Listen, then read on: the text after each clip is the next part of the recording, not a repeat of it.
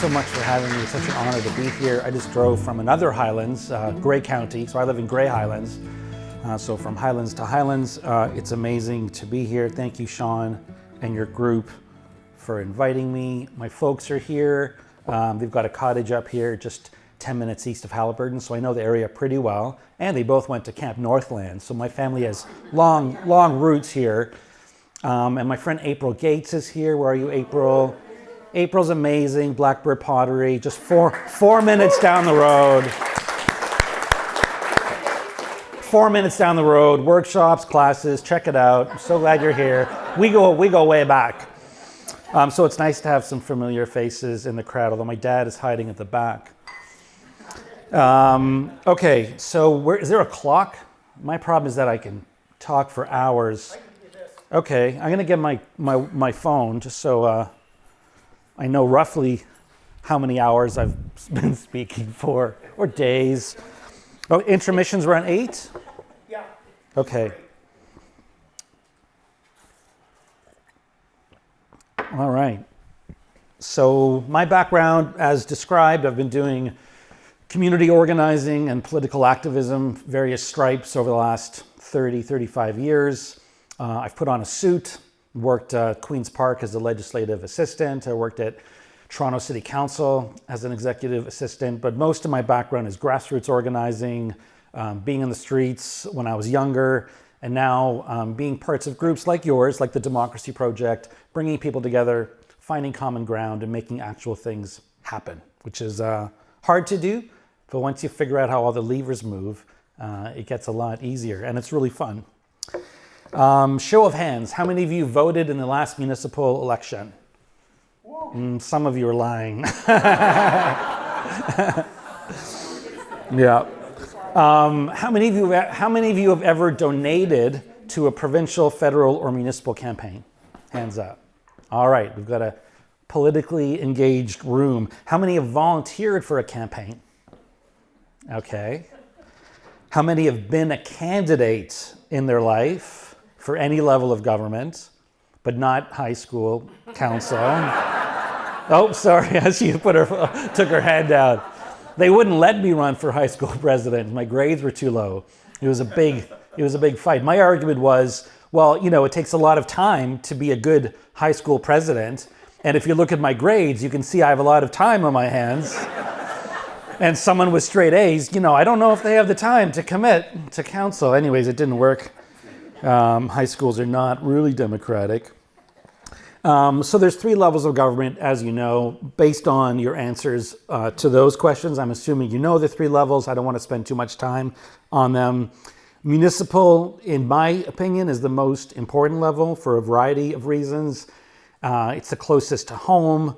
There's this saying that if the federal government shut down, it would take a week or 2 for you to notice. If Queen's Park shut down, it would be a few days. But if your municipality completely shut down, you would know within hours. They regulate and implement and oversee the day-to-day needs of us as human beings in our neighborhoods. But with the effects of downloading too, over the last few decades, municipalities do stuff they didn't used to do, including things related to healthcare, harm reduction, long-term care, education is municipal, policing is municipal, like a lot of really important stuff. So some people think, oh, municipalities just put up stop signs and pick up the garbage. It's not true. Really, really, really important stuff. But I don't want to talk too much about the different jurisdictions of the 3 levels of government. I want to hone in on the different mechanics of the 3 levels of government because they're completely different from each other, in particular municipal from the other 2. So let's go through the different ways in which municipal politics is. Oh, by the way, quick pause. Round of applause for Matthew on the camera and Eric on sound. Sorry, there's people behind the scenes who make these things happen, and I always try and pause and acknowledge them. So thank you. So the main thing is the ridings are just ridiculously enormous, especially out here. So on average, there are about 100,000 people, 110,000 people. Out here in particular, yours is 9,000 square kilometers. It goes pretty much from like almost down to Coburg. Is that south? I think so. Am I pointing south? Thank you. And then up, towards Dorset and like way into Algonquin Park. Like it's absurd. It's a 2.5-hour drive from the bottom to the top. So if you're an MP, member of parliament, or a member of provincial parliament, somehow you're supposed to be the representative of like 100,000 people spread out across an area that's as large as some European countries. That level of government feels distant for most people because it is. It's geographically distant and it's mathematically distant. But the main thing that makes it different is the existence of parties. And you might not be aware of all the ways in which parties impact the way that those three levels of government interact with you as citizens, maybe as candidates, as voters, etc., as community organizers. So I'm going to make a distinction between, I'm going to kind of run down the differences, and I'll try and focus mostly on elections, because this is a municipal election year. All across Ontario in October, 444 municipalities, and they're all going to be electing their council, deputy mayor, etc. And I want to contrast it with provincial and federal, because I think that local elections are so much, not just more important, but so cool, way more, give me a second here. I should have had a bigger coffee. Points of entry, right? Just easier to engage with and to participate with. You can answer your phone, it's okay. You don't be shy. So the first thing is, if you're running provincially or federally, you have to join a team. But right off the bat, you've got this big choice. Am I blue? Am I red? Am I green? Am I orange? Maybe purple? I don't know. He's still going. He's still doing that purple thing. Maxime Bernier, he's got this party and he's like, I'm gonna do it. I think, 2 or 3 elections now. That's dedication. So you got all those colors. And then of course there's actually about 20 parties in Canada and Ontario. When people walk into the ballot box, they're like, well, what is this list? I thought it was just, the blue, green, orange, red. So that's a big step for a lot of people. And municipally, of course, you don't have that. Now, some of you might be thinking, oh, the parties are there, but they're in the background. You hear that a lot, especially in Toronto, that's where a lot of my activism was. And yes, you definitely know, like the NDP group doesn't hide the fact that they're an NDP kind of a caucus. They actually meet as a caucus, but they're not a party in the sense of like a leader or whipping votes, etc., which is what I want to get into now. So number one, you have to pick a team. Which I think is really difficult. I don't know which team I would pick if I wanted to run provincial. Oh, I should also say I'm running for council this year for my first time ever. They wouldn't let me run for president in high school, but no one's going to stop me from running for Municipal Council of Grey Highlands. And the reason I'm excited is because it's not provincial, it's not federal. So why don't I actually go through this list through my lens and try and inspire you. What's that? Dundalk's just outside. Dundalk is Southgate, same county, but different municipality. Like really, really close. Yeah. Markdale, Flesherton, Maxwell, Singhampton, Feversham, Priceville, Rockland, and up some others. Kind of like here, just these really, really large area. So you have to pick a party. I don't know which one I would pick. I'm a member of the Greens right now, but I've been a member of the NDP. I've voted Liberal. I have a lot of respect for some Conservatives. Not a lot, but some of them. I think Michael Chong is one of the best members of Parliament. He's a member of the Conservative Party. I've worked for him. So I've worked for the NDP and for a Conservative MP. But I would have trouble putting my name on an election sign with a party. I think that'd be really awkward for me. I don't feel strongly enough about any of them. And I have a chapter in the book called It's My Party and I'll Cry If I Want To. And it's about how all the parties are really kind of toxic. Like if you really get involved with the party, you'll probably end up not being involved with the party. And maybe that's not your experience, but it's been mine. And it's not because there's bad people, as an institution, they become very cynical and very inward looking, very resistant to change. They become scared of their own membership. Those who are in the positions of power within the party want to keep their positions of power within the party. Anyways, not a scene I want to be in. And if you don't like the parties, I guess you could start a new one. Maxine did. So how's that working out, right? So I use the word cartel in my book to describe the way the major parties create rules, the procedures that guide our elections.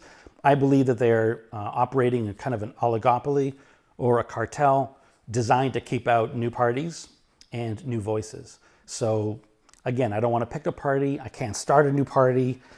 And then on top of that, you've got safe ridings, including here. So I'm in a riding that's always going to go blue. It's actually a really cool riding. We sent the first woman ever to Ottawa as an MP, Agnes MacPhail. And we were the first riding in Canada to have a green candidate come in second, like before they were coming in first, before Elizabeth won her seat. But it's a blue riding. We tend to elect blues, which means the actual election isn't election day. It's the... What's it called? Yeah. Who said it? I heard it. Nomination. So then each party in each riding has a group called either an electoral district association or a riding association, and part of their job is to pick the candidate. So let's say there's rumors that a federal election is going to be happening in the spring, right? You've all heard it. It might happen, it might not happen. But you can be sure that the parties, the riding associations here, are looking for their candidates, except probably the Conservatives, assuming that the Conservative candidate, or Conservative MP is? Yeah. So if they run again, there won't be a nomination meeting, which is very different in the US. In the US, they call them primaries, but sitting politicians will be challenged by members of their own party, and they can kind of take them out, which is, we don't have that culture here at all. If you're a sitting Conservative, you're not going to go through a nomination process where another Conservative tries to take out your position as the candidate. So if it's a safe riding and you want to be the MP, that whole first category I said about picking the party, like you could put that away. You know, if you want to be the MP, you have to join, in this case, the Conservative Party and win the nomination. That's a lot. That's very difficult. There's no fixed dates. There are fixed dates, but no one obeys them. So with federal elections and provincial elections, it's pretty chaotic. Municipal elections are every 4 years, although they used to be every 3 years. So we had one in 94, 97, 2000, 2003, 2006. Then they went to 4 years, which I think was a scam, which I can describe more later, but it made it really more difficult for people to run. And they also shortened the nomination period from January down to May, which was an even bigger scam, which we can talk about if you want. But what was my point? My point was, we know when the election is. Like 3 years back, we knew when this election would be, October 2026. We knew when nominations would open. One part of being a candidate and campaigning and knocking on doors is trying to figure out, how does this interact with my job? Either a paid profession or as a parent, right? It's like, how do I fit this into my life? Municipally, you can plan 3 years ahead and figure that out. I'm going to take a leave of absence off work. I'm going to do this. I'm going to do that. With federal and provincial, it's just chaos. No one knows that there's going to be an election until it starts, which means when the nomination meeting comes up, it's very hard for a normal person to say, yeah, I want to be the candidate for this election that might be in 2 months or might be in 3 years, right? So that's another barrier. And they're also kind of an inside game. So very often, I won't say almost always, but very, very frequently, the person who wins the nomination, especially for the party in a safe riding, like here, if there's a Conservative nomination event, it's usually someone who's already inside the system. It's often a former executive assistant or literally a child of a former politician. And I think both of your MPP and your MP fits that. That's not a Halliburton thing. That's just across the board. So even if you decide, okay, I'm going to do this, I'm going to go blue because I want to be an MP. I don't care when the election is because I'm just going to do this, even if it is disruptive for my life. You're still probably not going to win. So like provincial and federal politics in Canada, it sucks in so many ways.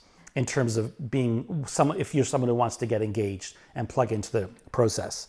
And then, of course, sometimes they just parachute a candidate in anyways after the nomination meeting, or they don't have a nomination meeting. Let's say you become the candidate. You beat all that stuff. You win the nomination meeting. It still sucks. You get debate binders. You'll get a binder of the policies. And at the all candidates meeting, if someone says, what's your position on healthcare? It doesn't matter what you think, even if you're an expert. You open the binder, you go to page 23, and you're like, this is my, you've seen this probably. They read their policies out of the binder. And then you can knock on doors all you want, but at the end of the day, no one's voting for you as a person. They're often voting for the color and the leader, right? So as a candidate, you're almost kind of sidelined. You don't have a major role. But let's say you win. Now you're in Parliament. It sucks even more. Your votes are whipped. We don't really have a functioning legislature. I don't know what those people are there for. The parties have such firm control over each of their respective caucuses. We have a higher level of party discipline in Canada than any other Westminster, British-inspired parliament in the world, and way more. And I'm using discipline. There's a much more negative word I'm sure we could come up with. Discipline makes it sound like a good thing. What's the word I'm looking for? I don't know. Pathetic. Seals. Clapping seals. That kind of thing. It's nothing to be proud of. And of course, we've all seen Question Period, where it's just a bunch of grown adults laughing at each other, insulting each other, yelling at each other, misogyny. It's disgusting. People have said that if you behaved that way, the way that they behave in the House of Commons in Question Period, if you behaved that way in any other job, you would get fired. But somehow in this most sacred of spaces, it's just normal that they act like children. Right, Mom? Yeah. So now let's switch. Now I hope I've convinced you never to run provincially or federally. Don't invite me back for the provincial election, because they'll be like, he's the worst one for that. Don't run. All right, now let's talk about what's happening this year. Let me look at my time. Wow, that was just like my short intro. I should practice these and time them. I probably have like 3 hours worth of notes here. I might start speaking faster. Okay, so the pros of municipal politics in general are, number one, no parties. It's amazing. It's such a breath of fresh air. If my mom runs and becomes a councillor, it's just her. It's Rocky Meslin. That's her name, Rocky Meslin. There's no leaders. No one can whip your vote. No one can tell you what to do. No one's voting for you because you're aligned with some color of some other guy who spoke at a leadership debate. There's no nominations, which, as I said, is kind of an insider game. There's no safe ridings. There's safer seats than others. Of course, if there's a really popular mayor or councillor, they'd be more difficult to beat than an unpopular mayor or councillor. But there's no safe seats to the same degree as we have with provincial and federal ridings. There's no binder. If you go to an all candidates debate and you're April Gates and they say, what do you think about how we could increase, cultural capacity in the riding? April would be speaking as April. She wouldn't be like, oh, what does my leader want me to say? So you'd have actual human beings using their brains and speaking with words that reflect what their brains are thinking at the door and at the debates. Mind-blowing, right? And there's no whips. If April gets in, if my mom gets in, at every single vote, no one's going to hand them a piece of paper saying, you have to vote yes, you have to vote no. That's what they get. They get these, like, every vote is whipped. Not every vote. All the important votes are whipped. So those are a bunch of pros of municipal politics in general. And then municipal politics in small towns has like an additional layer of amazingness. One is campaigns are way more affordable. And running expensive campaigns is a barrier for most ordinary people. So in Toronto, my experience was that campaigns would cost about $70,000, $80,000 for councillor. And that was before they went from 45 seats down to whatever they are now, 22-ish. So the wards are twice as big now. I'm guessing a campaign now for councillor in Toronto is well over $100,000. Like, how many of you would sign up for that? That's a lot of fundraising. I don't care how many friends you have. That's like 100,000 is a crazy. So essentially, you do end up aligned with parties in the big cities because the parties have the lists, right? And they can help you. So I don't know what it is here, but in Grey Highlands, it's about 6 maybe max. I think 7,000 is like the ceiling. But we have people who won campaigns spending 2,000 or 3,000. We even have one guy, Dan Wickens, who won a seat. I think he spent $300. No signs, no website. But he had experience in the community. He had a long history of volunteering. People knew his name. Like, imagine that happening for a member of parliament. Imagine someone winning a seat as an MP without a campaign, without spending, whatever they spend, without being a member of a party, and just getting elected because people trusted him or her. They knew him or her, right? That'd be amazing. That will never happen in a federal or provincial election. The other cool thing about small towns is they can be nimble. A lot of policy innovations don't come from the big cities. There's a term, large ships turn slowly, right? So it's the smaller ships, boats, canoes, kayaks, and smaller towns that are able to, it's easier for them to innovate, to try new things, to take risks, etc. And then the other cool thing is that it's a part-time job. That might not be cool for everyone, but for me, if you do something, I'm a gig worker. I do lots of different types of jobs. My revenue comes in from different streams. And if I was to be a member of parliament, I'd have to get rid of everything else in my life. It would be this full-time job. I would be a politician all day, every day. And I'd have to buy a suit.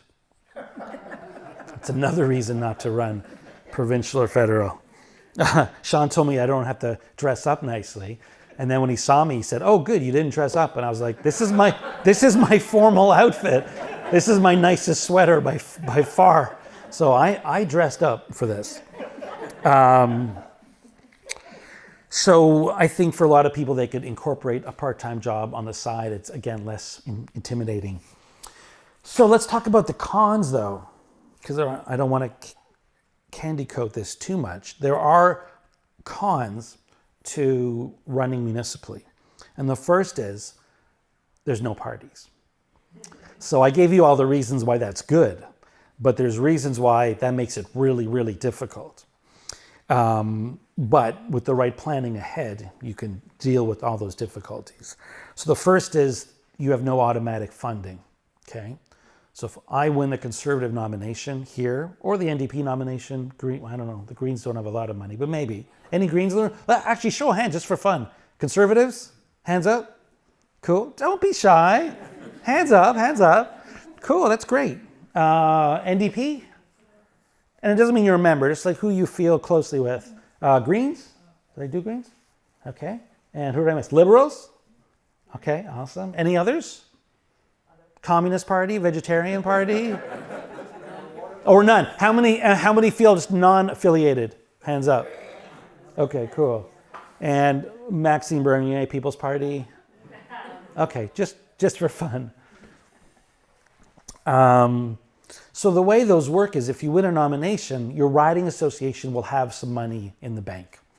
But your party might also fund you a bit as well. They might even just send you, if you're a small riding association, they might send you central materials. So it'll just have the leader and the platform, and you can hand them out at doors. Parties have 3 different bank accounts. I'm diving into the details here because it matters. And if you want to get involved this year, the details really matter. So parties have 3 bank accounts that affect the campaign. So the campaign opens a bank account when the campaign starts. So it's like the vote for Dave Meslin, whatever, the campaign. Your riding association has a bank account, and they can raise money all year, whenever they want, and spend money all the time in between elections. And then the central party has a very big bank account, and they can raise money and spend money all year, any day. Municipally, you just have one account. It's for your campaign, and you're not allowed to raise 1 cent or spend 1 cent until you file your nomination papers. It's a bit of an obstacle because the incumbents, the people who are mayor now, and deputy mayor and councillors, they're kind of campaigning all the time, right? They're in the newspaper. They might even send out like a calendar or a fridge magnet, or I don't know. They can, just by being a councillor, they're kind of campaigning. But you're not allowed to do that until May 1st. But that's still a lot of time. May, June, July, August, September, October, 6 months. Number 2, no platform. Again, I think that's a benefit, but it also means you need to be prepared to do some work. When people do ask April Gates, what would be your plan to improve cultural capacity in the municipality? Like, she would want to have already thought that through and say, well, I think we should try this project they're doing in Bobcaygeon. It's really cool. We should try that here, right? So you have to do your own research, which again, MPs and MPPs don't have to do. You don't get a free website designed by central office. You don't have a list. Parties have lists. Campaigns are about lists. You win because you have a good list. So if you become the Green Party candidate here, there's something called G-Vote. It's their central database. Your campaign can log in. You get a list of all the Green Party members, their email, their phone numbers, and you can send them messages right away. But if, what's your name? Neil. Neil? If Neil wants to run for mayor, like, he's got to make his own list from scratch. And you literally start by doing your friends. If you're on a board or, you're on the Agricultural Society or the Rotary Club, you add those people in, add in some neighbors. And the earlier you start that, the better, because you want to have a good list. And then lastly, there's no automatic team. So again, if I win a nomination here for any party, there'll be people to support me right away. Someone's got web experience, someone's got fundraising experience. But if you want to run here this year, you have to start putting together your team, which again starts with your friends, and you want to get different skill sets, right? Someone who knows how to do writing, someone who does research, someone who does project management, team management, maybe someone to help with the finances, someone who does graphic design, right? Like, it's really, it's fun. But there's all these things you have to do yourself, which to me, again, is a huge advantage that you have control over all of it. No leader, no party, but it also means a lot more work, which is why it's good you're doing this event in February. So a lot of people think that this stuff starts in the summer or in the fall. And if you start thinking about running in the summer, you're way too late, way too late. Another con is that it's kind of an even worse insider game because there aren't public nomination meetings, right? At least those meetings are out in the open. Let me skip ahead. I was speaking to a class of grade 5s a few weeks ago in Toronto at a private school, and I was talking to them about elections. And I asked them I asked them first, like, who's in charge of things? And they're like, the mayor is. And we talked about parliaments and councils and executive power and stuff. I didn't use those terms. They're in grade 5. And then I said, okay, but how do you get elected? And they're like, oh, you have to be a candidate. And then I said, how do you become a candidate? And their heads they were like, I don't know, I never thought about that. And I said, can your teacher Sue, can she run for mayor? And they all said no. They're like, well, she can't run. And I was like, why not? They're like, well, you have to be like a politician. And I was like, well, this, right? And then I'm like, well, what's a politician? They're like, I don't know. You have to be like, learn stuff or be certified, or you need to be a lawyer. Like, they had all these different answers. They couldn't, comprehend the idea that democracy is designed for ordinary people. And I don't think it's just grade 5s who think that.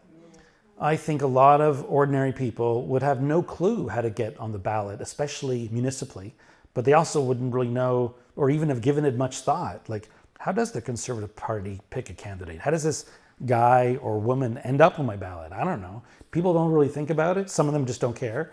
But in a lot of cases, we weren't taught this stuff well in civics, and people never absorbed the information from anywhere else.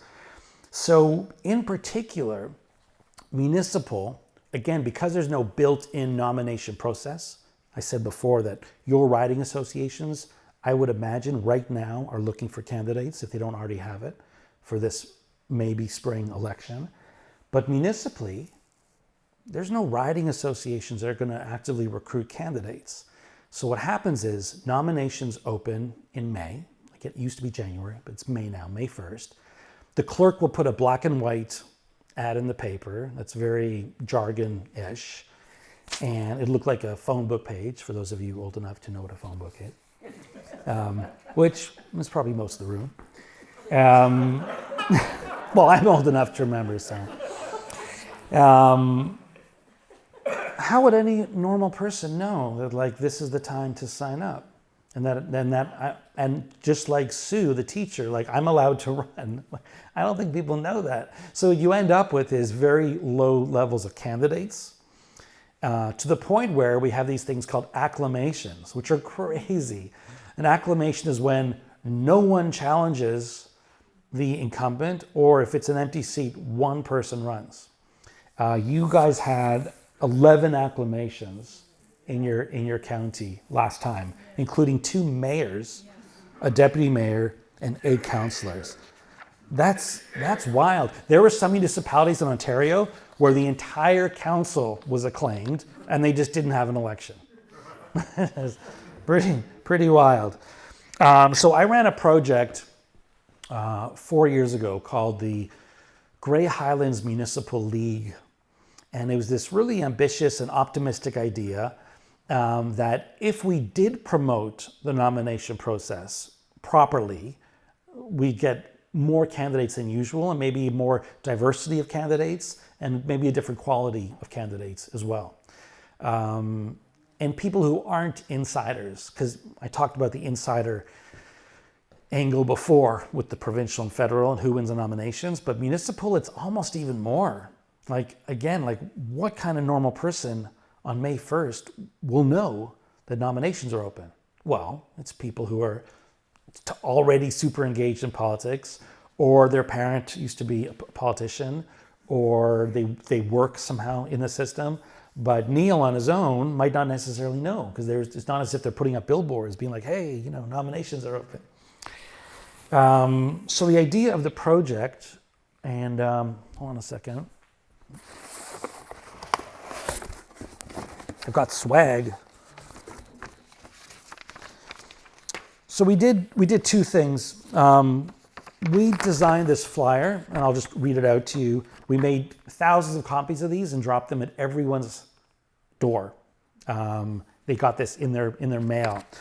And instead of framing it as, nominations are open, or the nomination period has begun, which is the technical sentence that the clerk will use, we framed it as a job opening, which it is. There's all these jobs open in the fall, and anyone can apply for this job, and it pays. So it says hiring 11 positions. Grey Highlands is seeking candidates for mayor, deputy mayor, 5 councillors, and 4 school trustees. And then this paragraph says, do you enjoy teamwork? Are you a critical thinker who cares about your community? Consider running for office. Our local government makes important decisions about housing, conservation, economic development, social services, and more. Part-time salary, up to $65,000. That's only for the mayor, because he sits on local and county and gets some extra money in for meetings. We're not paying our councillors $65,000. But I'm promoting something here, so you say the good stuff. And then it says only requirements: Canadian citizen, 18 years or older. That's it. That's the requirement. And this is really important to understand. A lot of people would think that I shouldn't run for office, even municipal, unless I'm a bit of a policy expert. Like I should know stuff about urban planning or land use, etc. It's just not true. You don't. It's not even an asset in a way. The civil service, the bureaucracy, the municipal staff, they are the experts, right? They are certified and trained as engineers, clerks, finance, etc. There isn't necessarily a benefit to have members of council who are also experts. It's almost redundant. The role of a counselor or a mayor is to be a leader, to be a good listener, to be a team builder, a consensus builder, to have empathy, to be humble, and to have an open heart and an open mind, and help the council first welcome the voice of the public, see it as an asset, not as a headache, which many politicians do. Welcome the knowledge and wisdom of the voters or the citizens, because many of them are experts and they have value and great ideas, and then help facilitate consensus amongst council with the support of staff, right? So really, you just have to be a mensch. You know, if you're a good person and you're passionate and you care and you're a good listener and you're thoughtful, you are a perfect candidate for council. So we did this project, and then it says, are you council curious? And we invited people to public meetings, right? Because you want to edge people into the decision of, I'm going to do this. And there's multiple steps. So very few people would see this flyer and be like, yes, I'm going to run, and then sign their nomination forms. But this was enough to get people out to a meeting, say, okay, you got me interested. And then at the meeting, I was at the mic, essentially being like a recruitment scout / cheerleader. And we convinced all these people to run. And they were really cool people. In fact, in the 2022 election, there were record numbers of acclamations all across Ontario. Like I said, including entire councils being acclaimed. In Grey Highlands, we had the highest number of candidates ever in the history of Grey Highlands, and the highest number in the whole county. So it shows what happens when groups like Sean's group, what's the full name of the group again? The Highlands Healthy Democracy Process. Yeah, this kind of stuff is so important, especially at the municipal level, because you don't have the parties doing the work of promotion, fundraising, nominations, etc. It's groups like that and people like you who make the whole process work. So my main message in a way is that 2026 is an incredible opportunity, because municipal elections are by far the most accessible, participatory, responsive, and the most level playing field, but only if you get informed and start early. So let's dive in now to how many are curious so far? Hands up if you're interested in either getting involved in a campaign, maybe donating to a campaign, supporting a candidate, maybe running. Is that it? Only you? Come on, hands up if you want to get involved in the municipal election this year. All right, even Matthew on the camera wants to.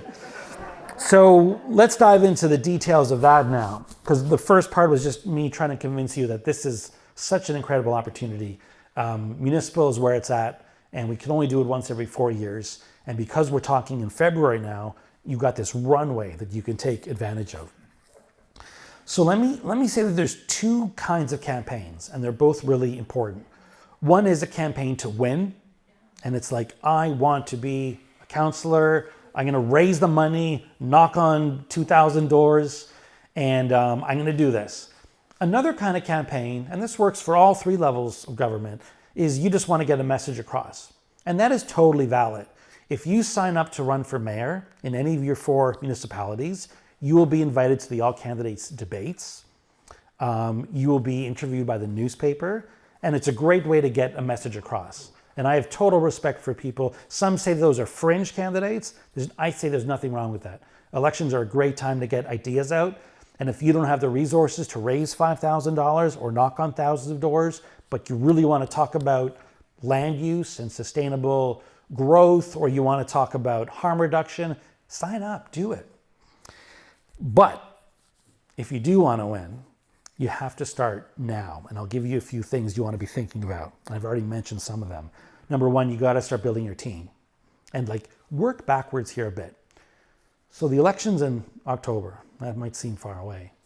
But if you're running a campaign as a challenger or like a new face, you want to nominate pretty early, because again, you can't fundraise until you file your papers.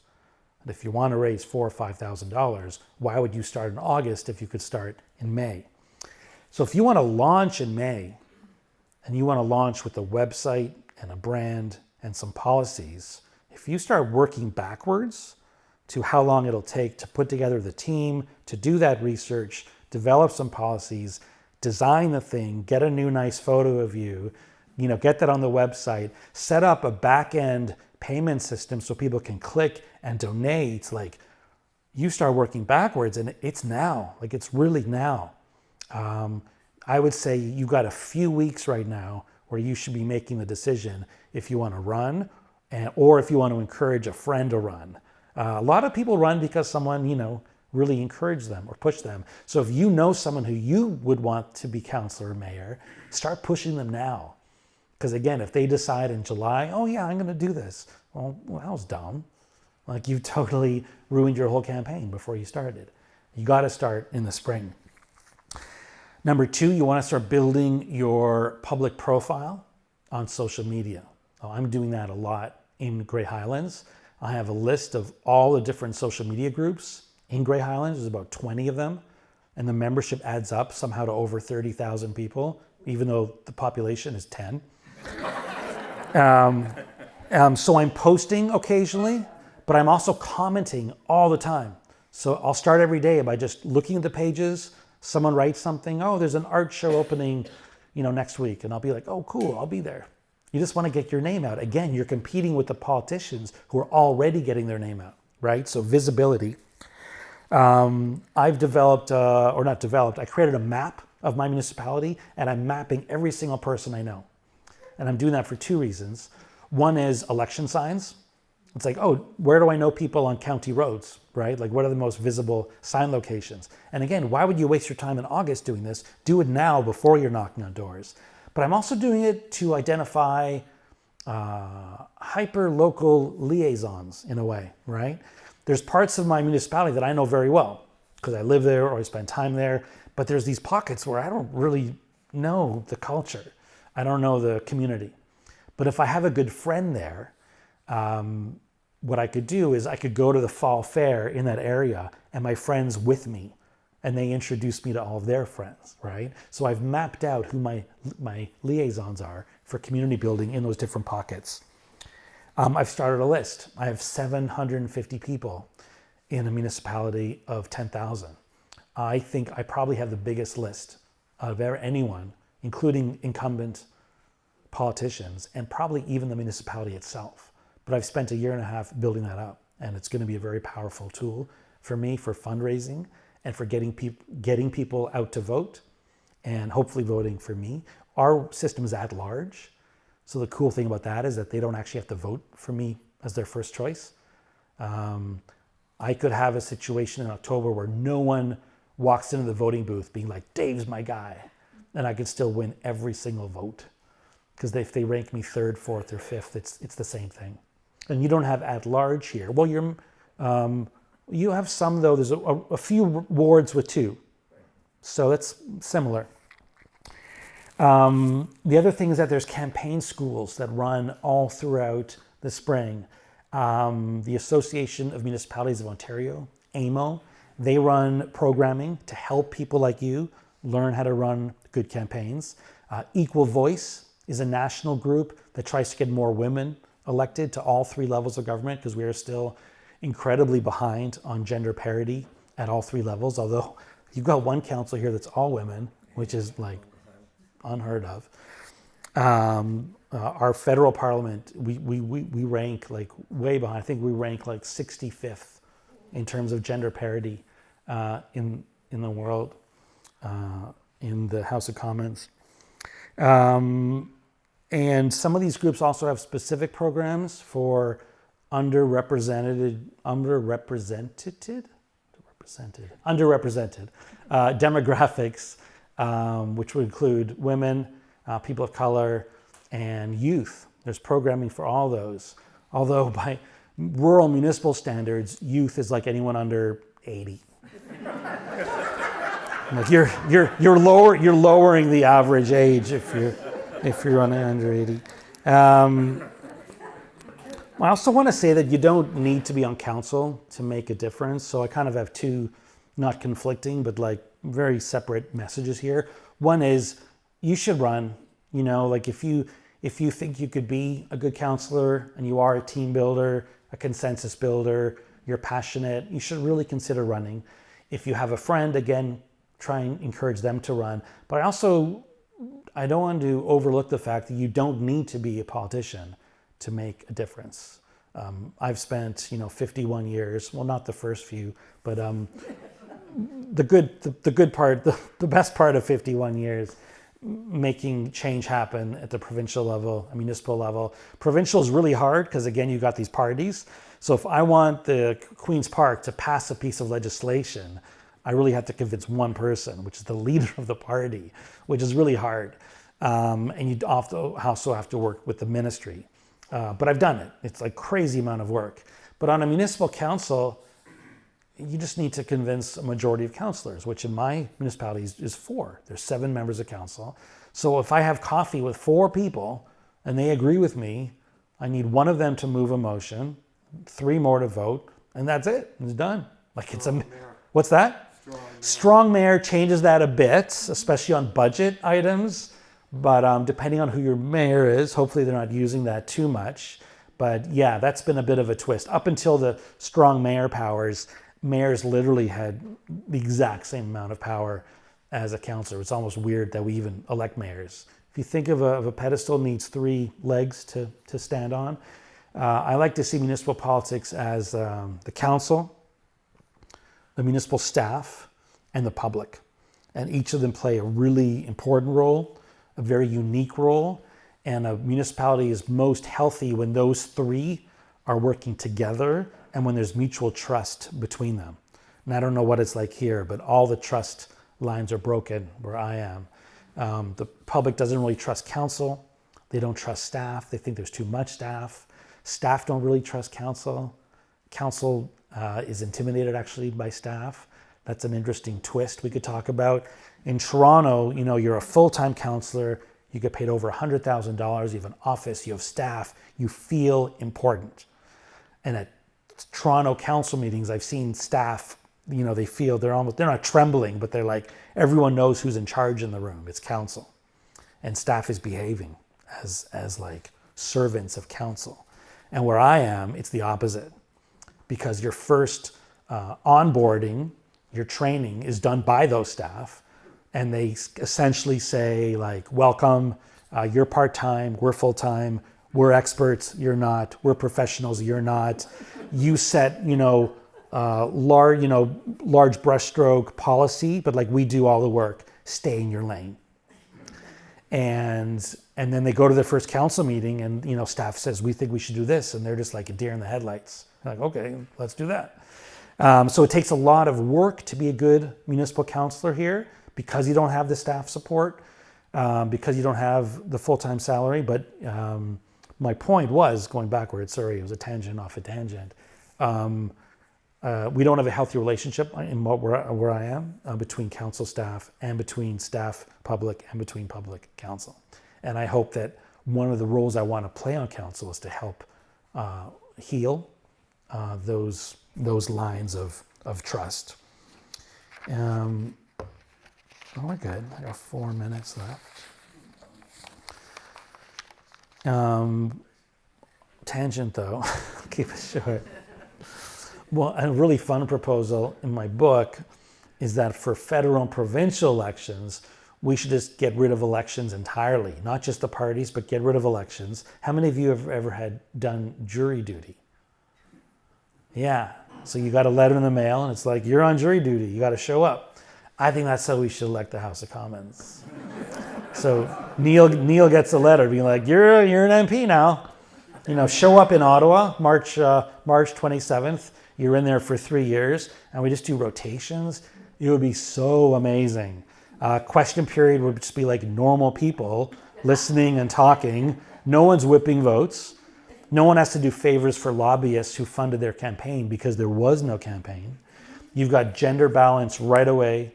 You've got different underrepresented groups in there right away, which could be Indigenous, people of color, etc. You'd have more intergenerational range. You'd have tenants, like people who are lower income. And you'd have, best of all, introverts, right? Because it takes a certain type of person to be a candidate. And that's not always the best person to be a politician. So we lose out on introverts who are the best listeners by having elections. So provincially and federally, I think we should get rid of elections altogether. Anyways, back to municipal. Turnout is also a huge problem, but also a great opportunity.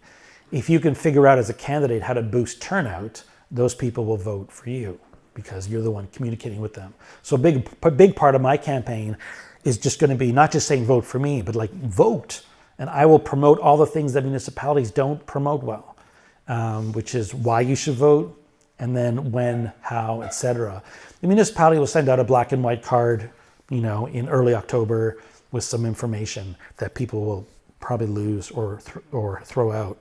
And what they need is multiple reminders in full color with exclamation marks and motivation of why you should vote. So I'll be doing that as a candidate and hoping that translates in addition to support for me.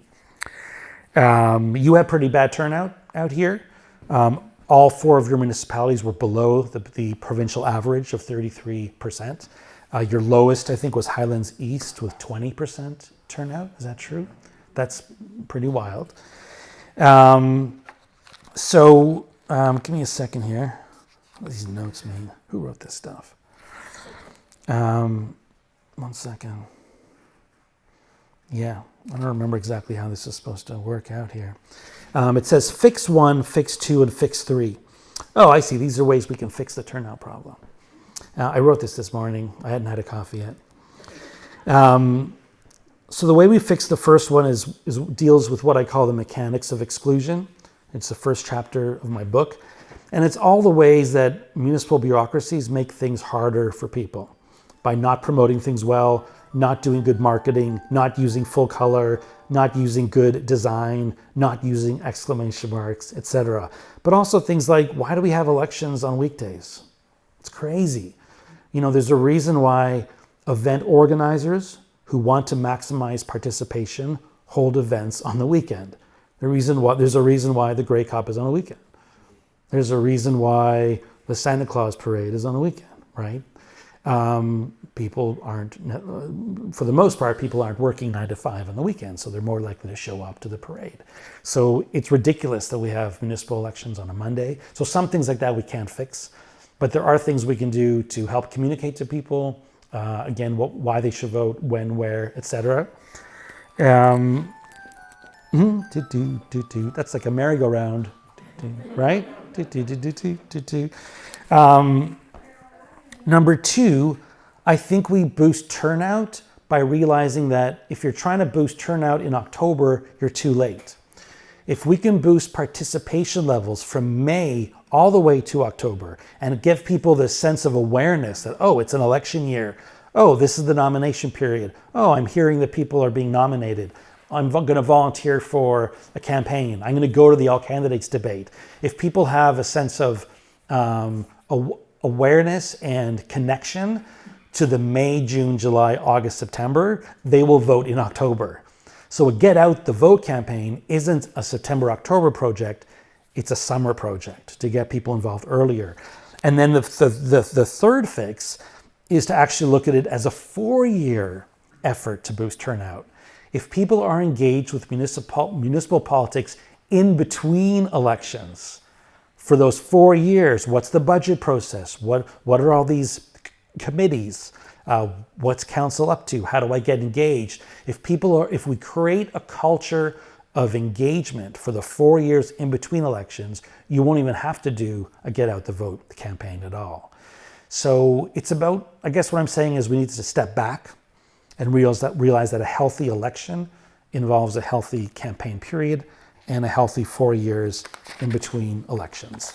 So I am 1 minute over.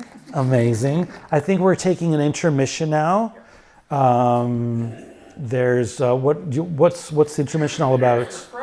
Refreshments, visiting, purchase a book. You can buy books. How long is the intermission? About 15 minutes. Usually 15 minutes, and then what happens after?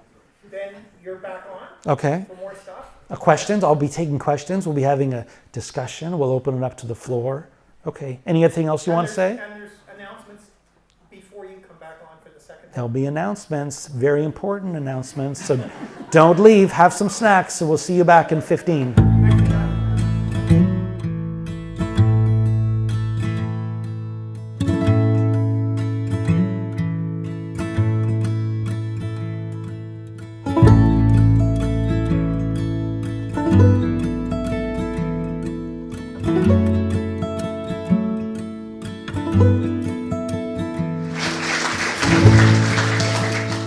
mouth is full of popcorn.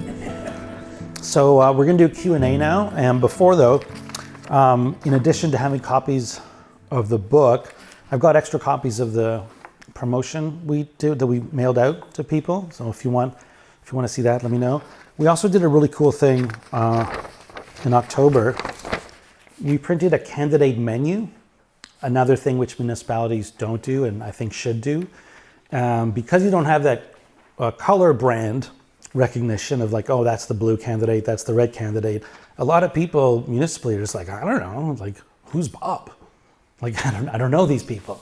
So what we did is we mailed out a menu, just like you get in a restaurant of like what's on the menu. So in the end of October, there's a menu of candidates. So it has photos of all the candidates, mayor, deputy, and councillors. Their name and a few sentences about them, and then a link to our website, which had more information. And the back is all the school board candidates. And then this is a list of all candidates' debates across the municipality on 4 different dates. And then information about how to vote. That's it. So I've got copies of those. And if you're nerdy about voting reform, I have a booklet I published a few years ago about how we got London City Council to become the first government in Canada to ditch first past the post. So I've got that. Okay, let's do this. How long is the Q&A? For also, round of applause for all of you for sticking around after an intermission. I was curious how many would stick around, and I think it's almost 100%. So. Good on you. Yeah, but you've had the treats. You could have eaten them and left. You had the treats and then went back to your seats. This is amazing. How long should we do this for? Well, I could do 4 hours max. The fish guys come in tomorrow morning at 8 o'clock. Perfect. Okay, let's wrap it up by 6 a.m. So when we do this, if you could stand up and say your name and maybe what village you're from, and then give me a question. It doesn't have to be a question, by the way. You can just say something, but don't talk for 20 minutes. But I'm okay with announcements or poetry, haiku, spoken word. In the back. Yeah, Jim, question. One of the perceptions I think people have of municipal politics is there's little you can do. I mean, you can promise to lower taxes, good luck. But what's driving you to run, and what are you passionate, what change do you think you can bring to your community by doing what you're doing? Yeah, I mean, there's a lot of examples. So I'm already drafting my platform, and I have 11 different categories of policy areas that I'm interested in. One of the main ones, oh, sorry, I'm touching the mic there. Was that okay? Matt, sorry. Don't touch the lav. Growth. So we have a lot of GTA folks moving up to our municipality, and the municipal council has a lot of impact, and county as well. It's kind of complicated how subdivisions are it's messy, but I'm hoping to have a huge impact on sustainable development and growth. So instead of just building sprawl and big box, I'd like to find ways where we could actually build neighborhoods that are walkable. Thank you. I wish you could vote for me when you can't. Where there's a mixed-use neighborhood, but even mixed-use buildings. So if you go to downtown Halliburton, you'll see small commercial spaces, which are more conducive towards mom and pop shops rather than chains. And then what's on top of those? Apartments. We stopped doing that in the 50s, 60s. I think that when you build Tim Hortons or a Dollarama or a Foodland, apartments above. I think it should be like in the rules that we don't do. It's called exclusive use zoning, essentially. So everything used to be commercial and residential combined if it was a Main Street type, right? But now, as I said before, we just do like, 1 million acres of single detached houses, which aren't affordable for a lot of people. And then you do 1 million acres of big box. So I'd like to see development that is mixed use, mixed income, and mixed density, and it's walkable so people get to know their neighbors and they can go get basic groceries or go to a cafe without driving 20 minutes to the nearest big box mall. So that's one thing. And then I think they have a lot of impact over environmental issues as well. Could be something as simple as changing whether you're putting salt on the roads versus, some type of sand. Salt has a huge impact on water table and wildlife. You have a great program here around turtle protection, the Turtle Guardians. Hands up if you're involved with Turtle Guardians. It requires municipal participation. Everything from the signage to nest protectors needs municipal permission. We don't have that program at all in my municipality. In fact, I pitched it. I spoke to my council, and I said, we should do what they're doing in Haliburton, and we should be putting up signage in high impact areas for turtle crossing, and we should do nest protectors. And staff wrote a report saying, no, we shouldn't. And nothing happened. Well, if I'm on council, that's going to change. So there's lots of things like that. Economic development, quarry management, right? So aggregate management. I mean, you can go on and on and on. There's a lot of stuff. Yeah. And again, as a councillor, I can actually impact it. As a member of parliament, zero impact. Member of provincial parliament, zero impact. Councillor, it's a long list of things I can have a real impact on. Yeah. You touched Neil. on what I was going to talk about. Okay. The sense I get, I'm a retired newspaper man and I have nothing to do with covering politics here. Okay. But the sense I get on some councils, that the councils are interfering with the work the bureaucracy is trying to do. And we had an excellent example in Haliburton, and I don't know the councillor, I wouldn't recognize if she was here. But they were contemplating some development project, and she went out on her own instead of just sitting back and reading the bureaucrat's report. And there was indignation flooded the fact that she'd done that. From the newspaper stories, I saw the inference that people thought she should be thrown off council for doing that. What did she do exactly? She went and had a look at where this project was going in. Interesting. So, did everyone hear that? No. This is Neil, everyone. Sorry. And he was describing a scenario or an anecdote of something that hadn't happened, I think in Haliburton? Minden Hills, where staff had written a report and done some research into a development proposal, and one councillor took it upon herself to look at the development herself. And did she meet with the developers? I don't think so. But she got heavily involved and kind of wrote her own report in her mind, I suppose. And some people thought that she was stepping outside of her lane. It's a really delicate dance. The jurisdiction of staff and the jurisdiction of council and the responsibilities of each, which are laid out in the Municipal Act, there's overlap. It's like a really weird Venn diagram that is very organic and complex. Some people in my municipality say that staff have too much power. They say that the tail is wagging the dog, and they want to see it inverted. You don't want to have a situation where staff is telling council what to do or council telling staff what to do. That's you're missing the whole point. There's a reason why we have staff, and there's a reason why we have council. Because some people might say, well, why have council? Like, staff are the experts. Why not just let them run everything? And some staff would probably want to do that. And some people will be like, well, if we have council making decisions, why do we have all these overpaid staff people doing all this report writing, middle management, blah, blah, blah. So people will complain either way. But the truth is that you need the experts and you need the counselors. I see them almost as like a conduit between, I talked about those three pillars. What do I call them? Not pillars. Legs. Thank you. Who was that? Sean? Thank you. Legs. 3 legs. It's a 3-legged milking stool. Let's get this rural here. Let's put the rural back into this. I was thinking more at a bar, bar stool, but sure, you can milk a cow with it too. He's a farmer. Yeah. Well, farmers go to the bar.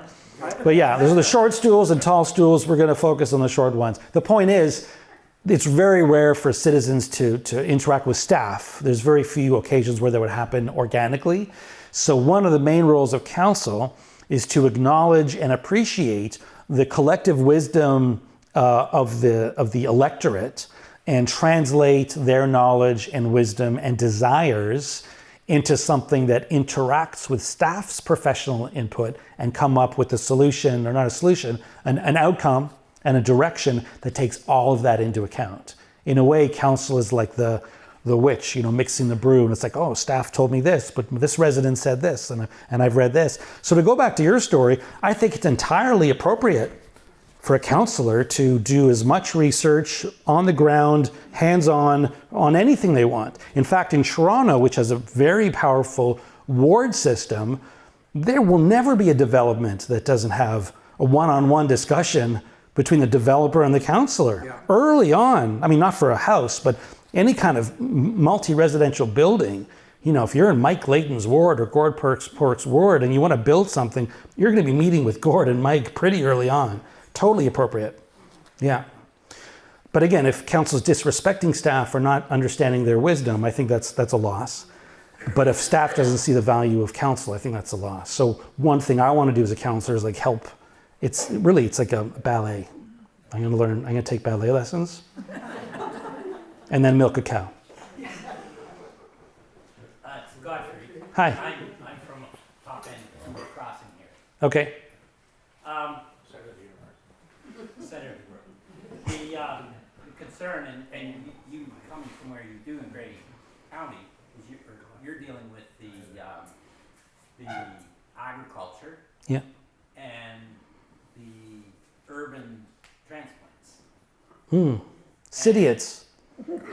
So, did I say that? I can say it because I am one. Supposed to be polite. That's okay. I think it's okay to call someone a idiot for their first 2 years. Okay. So anyway, we deal with, in the resource sector, agriculture and forestry, Yeah. is we have these overburdens of people that don't recognize, people look at it and they see a lawn and they think that's a really pretty thing, okay? Me, and it's just up here, my property's just up here, we did logging, and I think I have one of the best maple forests in the county now. But it looked ugly for 5 years. Okay. Tops. And so what's happened, and maybe I'm making a comment more than a question, That's okay. is that no ministry, provincial ministry, federal ministry exists anymore at the municipal level, county level. And so one of the things that I see our community needs is now extension services operated by probably the county for the resource sector, agriculture and forestry, because we have so much influx of new people. Like, I don't have time to teach somebody why we're doing what we're doing, and that the fact that all those big trucks going up and down the road with logs, that's thousands of dollars of income to our community. Right. And tree management done well involves cutting some down. All those other issues. And so, like, obviously in Grey County, you get to know the dairy farmers and the beef farmers. Yeah. And they're a mainstay of your corner. Like, we're pretty conservative, but not that we like the blue. I don't judge colors. I'm purple all the way. So you've raised a few points there, some of which I know nothing about, but you were talking about different jurisdictions. Yes. And how sometimes you might think that one level should be doing something better than another level, or they should be sharing it, or what was the word using? Extension. So that goes back to your question in the back about what can a counselor do? One thing they do is they participate in regional, provincial, and national organizations that connects their voice to other levels, and they have discussions about downloading and uploading and who should be doing what. So at the most local level, you got AMO, the Association of Municipalities of Ontario, and then you got ROMA, Rural Ontario Municipalities Association, and then you got FCM, which is the Federation of Canadian Municipalities. And when they have a conference, the premiers and the prime ministers and ministers show up, and they have little chit-chats. They have informal or formal, actually, intergovernment discussions. And if you were on council, you could bring something up like that you've identified, a blind spot that needs to be addressed. Does that make sense? I understand what you're Yeah. saying. I'm also aware of how ineffective that is being. It can be. Because many of for the various reasons you said about provincial and federal MPs and MPPs Yeah. have to follow the party policy. It's very difficult, yeah. But again, if you're talking to a minister or a leader, that's whose ear you want to get. And the way you'll get that is by going to these conferences. Like they show up. By the way, if you're giving a comment and you feel insecure that's on a question, at the end, just say, right?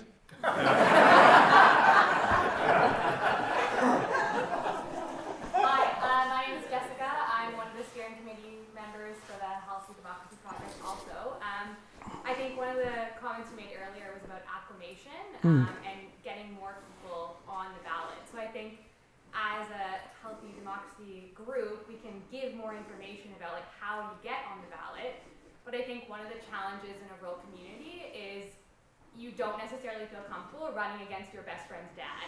Or there's like that identity piece there. And that's what I hear a lot from especially young people is just like, are you like, Kira, my best friend here, am I going to run against her dad, who's a sitting councilor, when we live right across the road from each other? Yeah. So one really cool thing, and are you?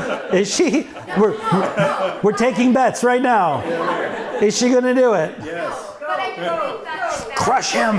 Crush him! that is something that I'm hearing a lot of people say. Yeah. Okay. is that So that's a challenge. it's a very interesting question. So one thing I love about my municipality is that there are no wards. And that is up to each municipality to decide. So your municipal council can say, for the next election, we're not going to have wards. And there's hybrid models too, where you just have, let's say, 2 wards, and each one has 3 or 2. So let's say let's say, which municipality are you in? I'm in Dysart. Okay. Is that what you call, you don't add the stupid Latin thing at the end? Okay. It's ridiculous. It's so ridiculous. Sorry, it's the dumbest municipal name in the province by far. Okay, you're in Dysart. Okay. Now, when you say Dysart, though, does that hurt the feelings of everyone who isn't technically in the former municipality pre-amalgamation Dysart? Okay, they're okay with that. Because I know in East York, we're East York. We're not Toronto. So one thing I really like about where I live is there's no wards. And the biggest reason for that is I'm not running against anyone. In fact, I'm recruiting other people to run with me. There's only one female right now on our council, Nadia, and she's decided she's not going to run again.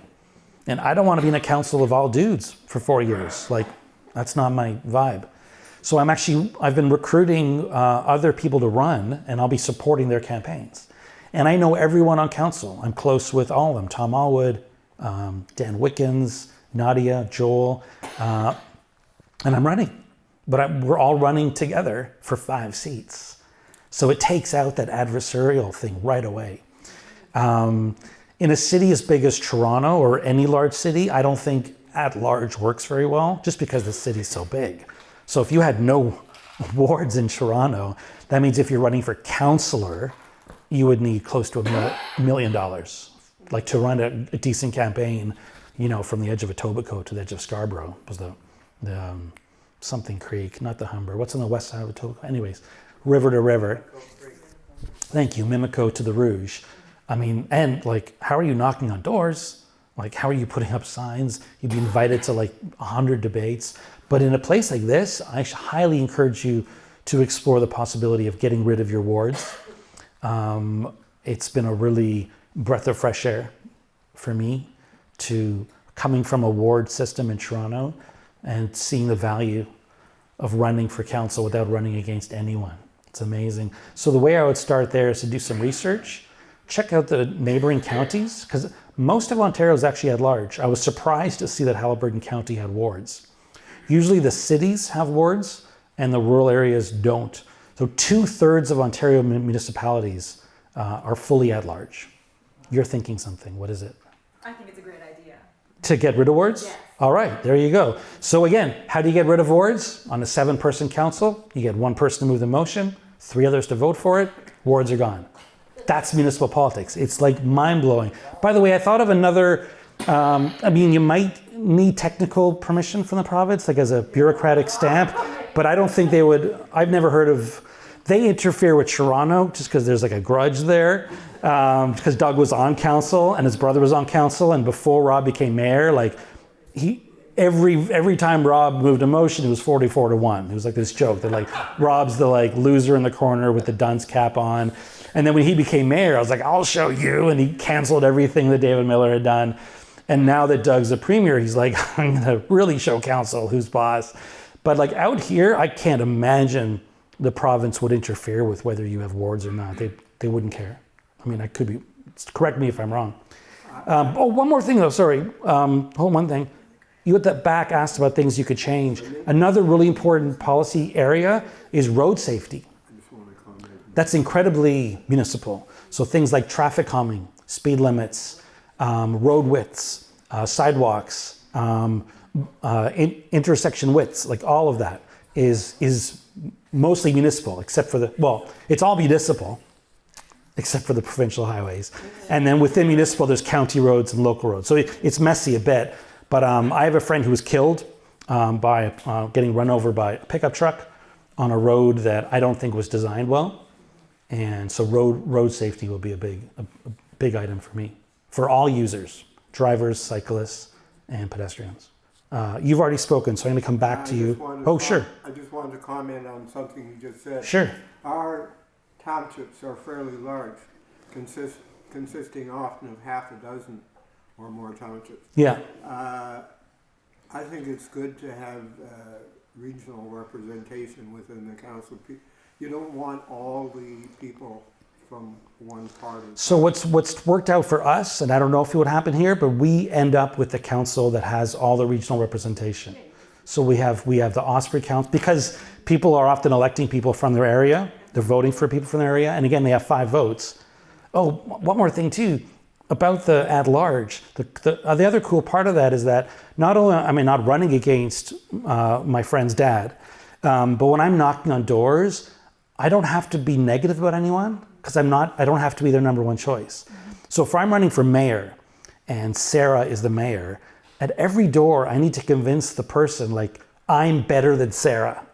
So like everything I do, everything I say is adversarial because I can only win if Sarah doesn't win. But again, running for council at large, I can just be like, hey, I don't really care who you vote for, your other 4 votes, but I hope I can be one of your votes. And I'm not going to diss any of the others because I don't even know who's going to rank in the top. Like if I could push someone down by criticizing them, like who is it? I don't know. So it's all more civil, more friendly, more mellow. But back to your comment, if you felt that the municipality was so big that you need some wards, again, it can be hybrid. So you have 1 ward with 2, but if you have a council of, let's say you had 6 councillors, you could just have 2 wards of 3. But I would go all the way. I think municipalities are small. Your riding is crazy big, but your municipalities are a decent size for fully at large. My name's Terry. I'm from Algonquin Highlands. Hi. You mentioned about the Grey. I think was it Grey Highlands Urban League or Municipal League. Okay, I'm originally from Guelph, and Guelph had an urban league. Yes. I don't know if you're familiar with it. I am, it was very owned much in so. Karen Farbridge, Yeah. Mayor. But it was on a smart growth platform. Mm-hmm. But they spent a whole bunch of time raising the literacy level in the community. Yes. Like dozens of, like years and years and years. Yeah. Raising the literacy level Yes. so that the debate that was taking place in the community was informed. And there was a real engagement on policy issues that cut across party lines. Yes. I mean, normal party lines, Yeah. right? It was kind of like a big tent Yes. effort to try to create a consensus about what was going to work in this municipality. Right. I'd be curious about what you what the Urban League did or the League did in Grey Highlands. Yeah. But also what you think about that Guelph model in terms of it laying the foundation for a literacy level, among people who might want to run for council. Yeah. That fills a policy void that sometimes exists between the staff and the elected. Yeah. Whereas A policy void, but also a void of people understanding the mechanics of the system. Yeah. Like you need both of those, right? So Guelph is a good model. London also, I think, has an urban league. And Calgary, this helped bring Nenshi to power, who was kind of an outsider. He was a professor at the time. And he helped start a group that was similar to that called something like City Camp. I forget. But they spent a few years just building people's literacy and democratic capacities. And then in the end, they're like, oh, you should run too. And then he became the mayor. I think the work that Sean and Jessica and others are doing is exactly that in a way. I think that's part of your plan to build literacy. I think for a group like that to be successful, I would actually say that you need to stay away from the policy stuff. That's for another group to do. So you need a group that doesn't touch policy. They're agnostic on both the candidates and any policy. They just want you to know, how to run, why to run, how to vote, when to vote, all of that stuff, why it's important. And then separately, you want, nonprofit organizations who care about a certain issue. I think it's their job. So if you had a Halliburton Highlands Region Smart Growth Committee Association, their job would be to build consensus around policy issues. But the democratic literacy people, I think, should be separate. That's just my own opinion. Yeah. And I was mentioning to someone, I forget who, 2 other events we did as the league, which you guys could do out here, super fun. One was the day after nominations closed. It was like the first week of May. We held an event, just like a meet and greet, because at that point the ballot's solid, it's carved in stone. It was just like meet all the candidates for mayor, deputy, and councillor. It was casual. It was on a patio behind a restaurant bar, and we had a microphone. I was the MC, and each candidate had 2 minutes, I forget, 2 or 3 minutes. It was pretty short, maybe even 1 minute, but it was just like, who are you? And why are you running? Really quick. And they had name tags. So within 20, 30 minutes, people could just see okay, this is who's running for the next 5 months. And then it was just, we turned on some music and people were chatting. And if a certain candidate, resonated with you, you could walk up to them and be like, hey, Sally, how can I help? Right? So it became a volunteer recruitment opportunity. And then another cool event we did was on election night. Election campaigns often have a kind of an election night party. You're celebrating a campaign. In the NDP, we call them victory parties, even if you don't win. It was just a thing we did. I used to be on staff with the NDP back in the day. But it's very normal for election campaigns to have a party. So what we did is we said, let's all party together. So I booked a restaurant and I invited all the candidates, including for mayor, to come with their volunteers, and they all accepted. And we just had this community celebration of the fact that all these people ran for office, all these people helped, and as the results came in, the winners were in the room, the losers were in the room, and we all just did it together. It was really fun. Yes? How did you pay for these things? Because that all sounds wonderful, and the mailing looks amazing, and how did that all get paid for? A lot of them, yeah. I'm curious because if we're looking to replicate the model. Yeah, don't replicate that part of my model. Yeah, we had 2 major donors, Visa and MasterCard, but they want me to pay them back. Yeah. So I was diagnosed this year with bipolar 2, which means you fluctuate between hypomania, where you're kind of crazy and make bad decisions, and clinical depression. And when I'm up here, some people do gambling, promiscuity, cheating on their wives. I didn't do any of those. I did this. Yeah, so I found another way to spend $10,000. There's ways where you could save money. You could probably get grants. Again, this is why if you avoid the policy and make it neutral and it's just about engagement, empowerment, capacity building, you could get funding from a community foundation, maybe Trillium, I don't know. There's people out there who are professional grant prospectors and grant writers. I think there's funding out for this. Or you do a big fundraising drive, but don't do the way I did it, which was to be in a state of stupidity and spend my own money, a lot of my own money. But on the other hand, people spend money on weird stuff. People spend money on booze, on sports, they go to Mexico, they blow money. So I blow my money on politics, So on the one hand, I take that as a point of pride, that's my vice. but I probably took it a little too far. These are full color, full bleed.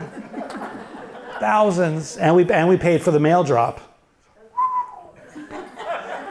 So yeah, do not replicate my model. Yes? If I write one, you do my campaign? Yeah, sure. So there is so much talent in a place like this. So there's 10,000 residents average per municipality? No? What is it? Less? More like five. More like 5, 6. 5, 6 each? Okay, we're at 10 now. But within 7,000 people, just imagine the talent. It's just about finding those people. But if you have ideas that you want to bring forward, that will resonate with people, and they will bring their skills forward and help you. And that's why you need the list, right? And you need the social media exposure. But you'll have no problem finding the skills. You should do it. You should run. What's your name? Mike Waller. All right, Mike Waller's running.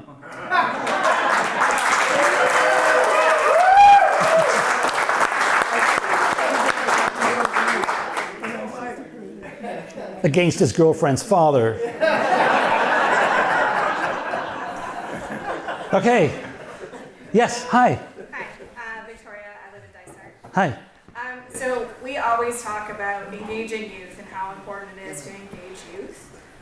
Other than going to school in grade 5 and civics class in grade 10, how do we actually meaningfully engage youth? Is it a youth council of municipality? Is it inviting them to committee meeting? Like, how do we actually effectively reach youth? Yeah. So you thinking during the campaign period or afterwards? Yes. Okay. Right.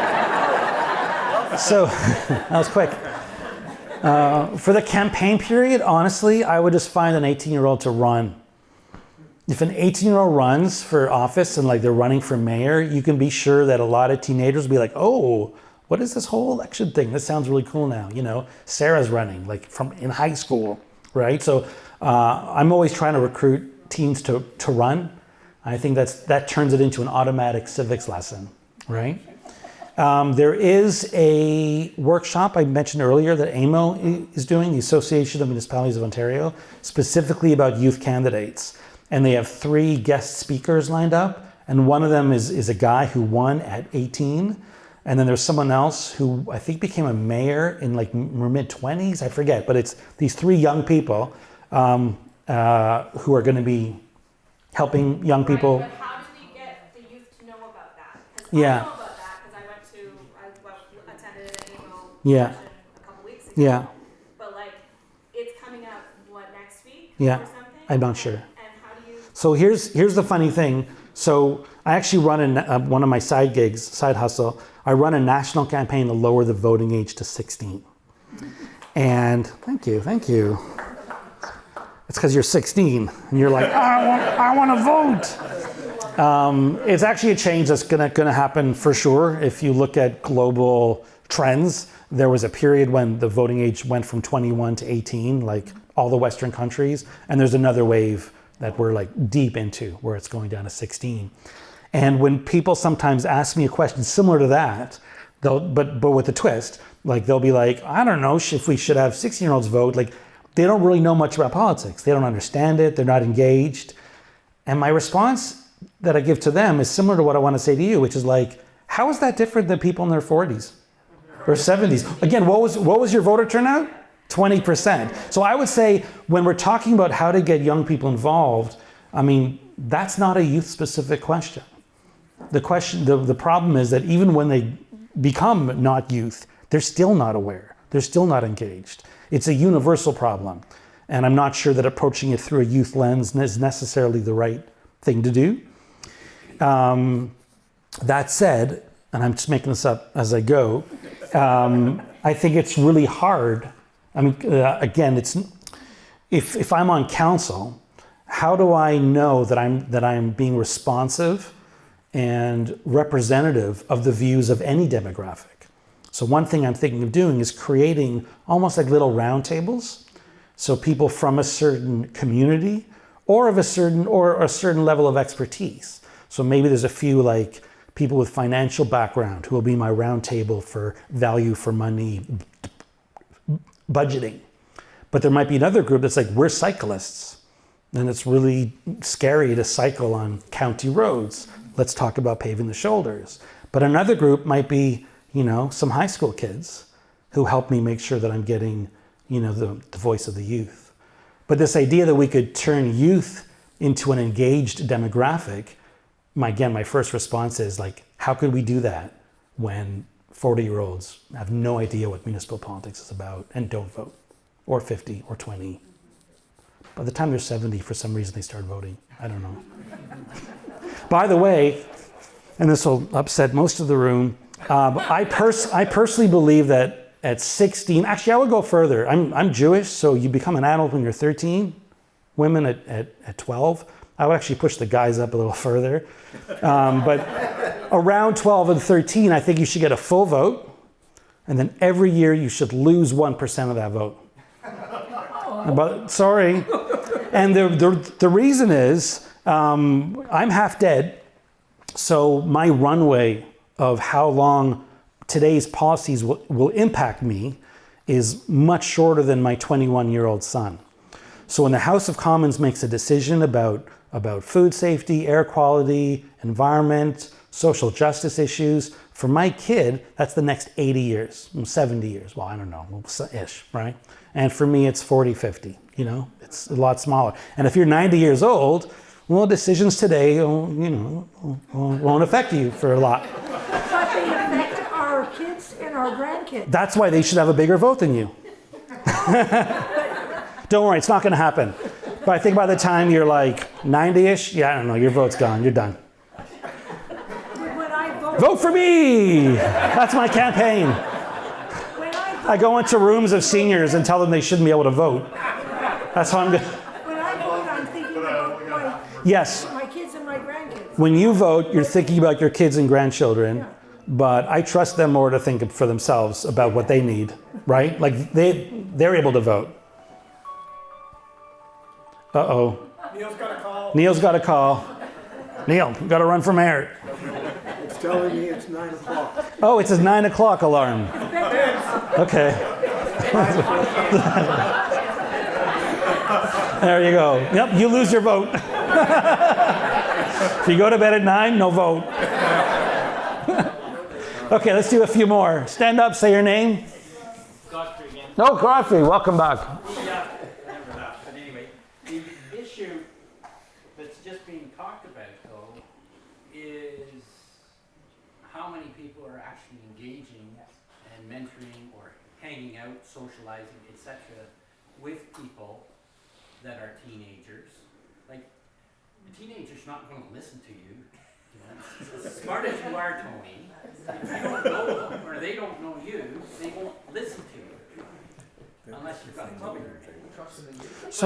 But that's a part of what has occurred in our society is our social breakdown. Yeah. And everybody says we communicate more, but it's pretty collectively apparent that we are communicating far less. Let me be devil's advocate. You talking about screen time, social media, that kind of thing? Not even that. Okay. Just communicating, like I remember being little, and there was every other. We used to Lachlan Hall needs to be rebuilt real quick because we need it because there's card games, there's dances, there's etc. Happening in the community. Yeah. Well, we've gone central. Everything's centralized.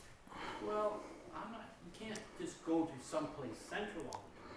It's those little communities of Glurt, downtown Gills Crossing, downtown West Guildford. That's more important because then young people socialize with the multi-ages. And so that's a factor, I think, our socialization system, whether you can blame screen time or anything, that's okay. But it's that change in socialization has actually removed a lot of people from engagement. So Okay, now turn into a question. Right? Okay, so I have confidence I'm saying something right. There you go. Or you just be like, what do you think? Okay, so I have a whole, my mind went in a whole bunch of different directions there, as it does. First of all, I wanted to explain one of the reasons why I support Vote 16, lowering the voting age, it relates back to your question. I think one of the best ways to make civics more meaningful in high school is to have the voting age overlap with high school. So it's actually pretty condescending to tell someone in high school, like, hey, you should learn all about civics. You're not actually smart enough to do anything about it, but here's your civics curriculum. It's a mixed message. 18 is also, people are often have left town, some of them, for college or university. So they get a vote, they won't get a voting card. There's no way they're on the voting list in their campus town, right? They don't really know the area. They don't know the riding. They kind of don't care about the area because they're probably going back home afterwards. So the probability of someone voting, if you lowered the voting age to 16, you're voting in your home riding, you're voting with your parents, right? And one funny piece of data there is not only does that increase the chance that the kid will vote, but it could increase the chance that the parents will vote because the kid's like, let's go vote together. And the parents are like, okay. So the kids actually drag their parents along with them. And you're probably on the voters list because you're in your parents' riding. So your chance of voting at 16, and you've taken a civics class at the same time that you're able to vote, which makes it way more meaningful. So the chance of you voting, I'd say is pretty high. I'd say it's well over 50%, 60, 65. The chance of you voting at 18, I keep in mind, there's only elections every 3 or 4 years. So if the voting age is 18, there's only 25% chance you'll vote at 18. It could just as likely be 19, 20, 21. You're in this range where you're at campus, you're in a new place, you're not on the voters list, your parents aren't taking you to vote. I would say the chance of a campus kid voting is pretty much zero. So that's another reason to lower the voting age, because it'll help build that understanding and awareness and engagement. Back to your question. Gandalf? No? Godfrey? Gandalf. Very close. Very close. Uh-oh. New nickname. Yeah, okay. Wow, that went over well. Never gonna live that one down. Okay. There's a great book called Bowling Alone. Anyone read it? Hands up. Familiar with it? And he talks about this, not situation, scenario, that's the wrong word. Thing that has happened over the years, phenomenon, how's that? Where, let's say 60-ish years ago maybe, even less, as you said, there were social clubs. And people would connect with community members through a bowling club, for example, or a Rotary, or Lions, or Kinsmen. Most of those groups have diminished their numbers and influence greatly. And of course, church and synagogue was a place where people would also gather, and their numbers are also way down. So in this book, he asks, how do we recreate those spaces? What replaces those spaces? I think that's a difficult question. I think creating groups like you've done and a lot of the different, you have a lot of community stuff happening out here, which you should be really proud of. And I think events like this actually replace that, and organizing. You've got assets like this space, and the more times you get people into this space for something social and or educational, it builds community. So it's not the same as it was, but I think there's still lots of ways to do it. And it also relates back to your question about policies. One of the reasons I want to build walkable, livable neighborhoods is to help increase that, social connection between neighbors. The way you design a neighborhood impacts whether you know your neighbors or not. If you go from your kitchen right into your heated garage without even going outside, get in your car and drive to Walmart, well, how are you going to know who your neighbors are, right? So neighborhood design impacts that as well. But the devil's advocate part is about, people often say that today's youth aren't connected because they're staring at screens. And I want to suggest that the dumbest generation who did the most ridiculous screen staring was mine. Because there was nothing interactive about it. I would come home after school and watch TV. Just the dumbest stuff, like Voltron, G.I. Joe, I don't know, and I would sit there for an hour or two watching it. I wasn't communicating with anyone. I wasn't creating content, and there was nothing interactive. It was called the boob tube for a reason. Kids today on their phones, they're creating content, they're sharing content, they're commenting on other people's content, and sometimes when they're playing games that look pretty stupid, they have a headset on, and they're playing at the same time that their friends are playing at their house, and they're talking, and it's like team building. So like Fortnite is very often played with kids in different homes, connected with a headset, working as a team. When I played video games as a kid, it was just me in a room, not doing my homework, playing Tetris all night. And I was good at it. I was. So I would say that we're actually seeing the exact opposite happening. I think it's fantastic the way that social media and digital tools are allowing young people to interact with each other rather than staring at a passive screen or staring passively at a screen. All right. That's it. We're going to wrap it up. Thank you so much again to the organizers. Thank you to you, Matthew, Eric, my mom, my dad, April Gates, Gandalf, Neil, and the guy who's running for mayor in the pink shirts.